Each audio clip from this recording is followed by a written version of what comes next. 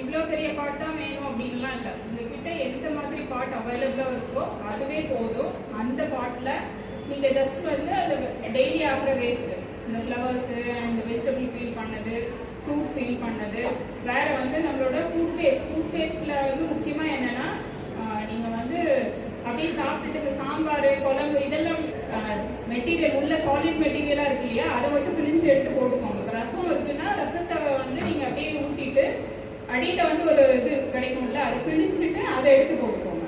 மற்றபடி அப்படி அப்படியே லிக்விடாக கொண்டு போய் ஊற்றக்கூடாது. இந்த மாதிரி ட்ரையாக இருக்கு, கொஞ்சம் ஓரளவுக்கு ட்ரையாக இருக்கு முதல்ல போட்டுக்கோங்க.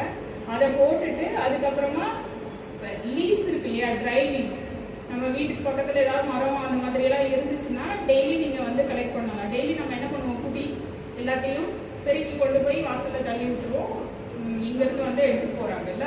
ஸோ நீங்கள் அந்த மாதிரி லீவ்ஸ் நம்ம வீட்டு காம்பவுண்ட் ஃபுல்லாக விழுற லீவ்ஸே கலெக்ட் பண்ணலாம், அதுவே போதும் நமக்கு. அந்த மாதிரி ட்ரை லீவ்ஸ் எவ்வளோ கிடைக்குதோ, இல்லை ட்ரை மெட்டீரியல் உங்களுக்கு வேறு என்ன கிடைக்குதோ, காயர் பித்தெல்லாம் வந்து உங்களுக்கு வெளியில் கிடைக்கும். நீங்கள் மேக்ஸிமம் காசு கொடுத்து வாங்கி பர்ச்சேஸ் பண்ணியெல்லாம் எதுவும் பண்ண வேண்டாம். உங்ககிட்ட என்ன அவைலபிள் இருக்கோ அந்த ட்ரை லீவ்ஸ் அந்த மாதிரி வேறு என்ன ட்ரை மெட்டீரியல் உங்களுக்கு வேஸ்ட்டாக வீட்டில், சரியா? ஸோ இந்த மாதிரி லீவ்ஸு இல்லை வேறு என்ன ட்ரை மெட்டீரியல்ஸ் கிடைக்குதோ அது அவைலபிளாக இருக்கிறத எடுத்து அதில் வந்து அடுத்த லேயர் போட்டுக்கணும். ஃபஸ்ட்டு வெஜிடபிள் வேஸ்ட் இருக்கா,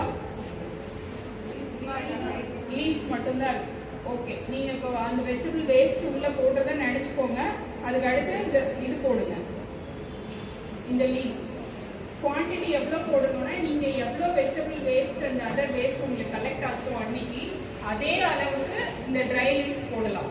இல்லை அதை விட அதிகமாக போட்டிங்கன்னா உங்களுக்கு கம்போஸ்ட் ஆகிறதுக்கான டைம் கொஞ்சம் அதிகமாக எடுக்கும். மற்றபடி ஒன்றும் இல்லை. ஓகே, ஸோ இவ்வளோ தான் போடணும் அப்படின்னு ஸ்ட்ரிக்ட் குவான்டிட்டி எல்லாம் எதுவும் கிடையாது. இவ்வளோ இதுக்கு இவ்வளோ பர்சன்டேஜ் அப்படிலாம் எதுவுமே இல்லை. நீங்கள் உங்ககிட்ட எவ்வளோ அவைலபிள் இருக்கோ அவ்வளோத்தையும் வந்து நீங்கள் போடலாம். டெய்லி அளவு இந்த ட்ரை லீவ்ஸ் கிடச்சிச்சினாலே போதும். நமக்கு எவ்வளோ வேஸ்ட் வந்துச்சோ அது ட்ரை லீவ்ஸ் அது திரும்ப போட்டுட்டு ரெண்டையும் போட்டதுக்கப்புறமா அது வந்து உங்களுக்கு டீகே ஆகணும் இல்லையா, அதுக்காக பாக்டீரியா அண்ட் சம்திங் நமக்கு உள்ள மைக்ரோப்ஸ் வேணும். ஸோ அந்த மைக்ரோப்ஸ் வேணுங்கிறதுக்காக வீட்டில் பிடிச்ச மோர் ஏதாவது இருந்துச்சுன்னா சும்மா கொஞ்சம் ஒரு 2-3 ஸ்பூன் ஊற்றுங்க. அப்படி இல்லைன்னு சொன்னால் ஒன்றும் பிரச்சனை இல்லை. வெளியில் இருக்கிற சாயில் இருக்கு இல்லையா, சாயில் எடுத்து பண்ணிடலாம். மோர் இருக்கா, சாயில் போட்டுருங்க. ஓகே, சாயில் இல்லையா, யார் இதுக்கு இன்சார்ஜ்? நல்லா டெய்லி ஊற்றுறதுக்கு முடியாது இல்லை அப்படின்னு சொன்னால் கண்டிப்பாக வீட்டில் இருக்கும். அப்படி இல்லைனாலும் ஒன்றும் பிரச்சனை இல்லை. சாயில் இல்லைன்னா வெர்மி கம்போஸ்ட் கிடைக்கும், ஒரு பேக்கெட் 5 ரூபா அந்த மாதிரி தான், சரியா? நான் பேசுவா நீ அடுத்து சாயில் ஏதாவது போட்டுக்கலாம். இல்லை வெர்மி கம்போஸ்ட் கிடைக்கும் வெளியில் கடைகள்லாம். வெர்மி கம்போஸ்ட் இப்போ வெளியிலே வச்சுருக்காங்க. எல்லா நிறைய நர்சரிஸ் பார்க்குறீங்களா, நர்ஸ் அவங்க சாயில்லாம் எதுக்குன்னா இதோ ஃபஸ்ட்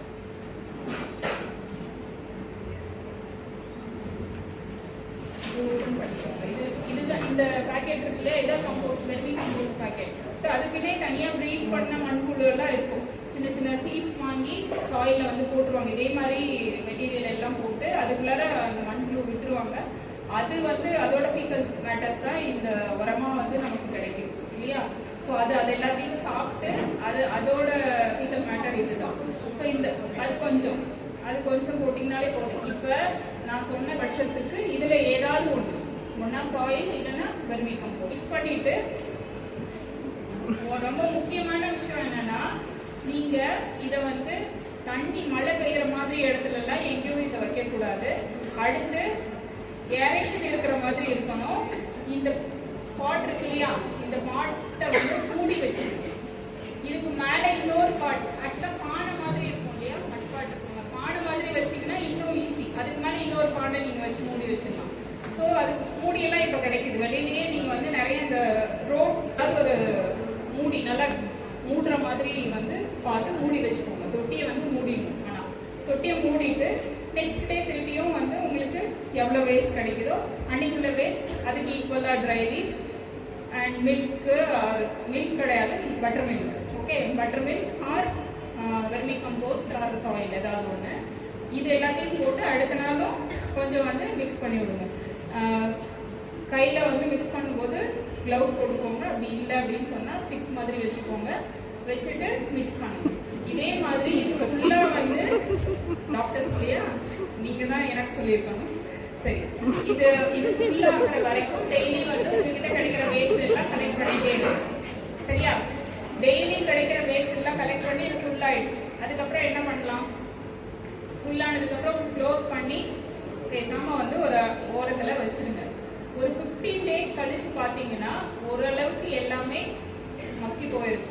அதுக்கப்புறமா ஒரு 5 டேஸ் ஒன்ஸ் வந்து நீங்கள் எடுத்து மட்டும் ஓப்பன் பண்ணி சும்மா அந்த ஏரேஷன் வர்றதுக்காக ஓப்பன் பண்ணி நீங்கள் வந்து அதை கிளறி மட்டும் விட்டுட்டே இருந்தீங்கன்னா போதும்.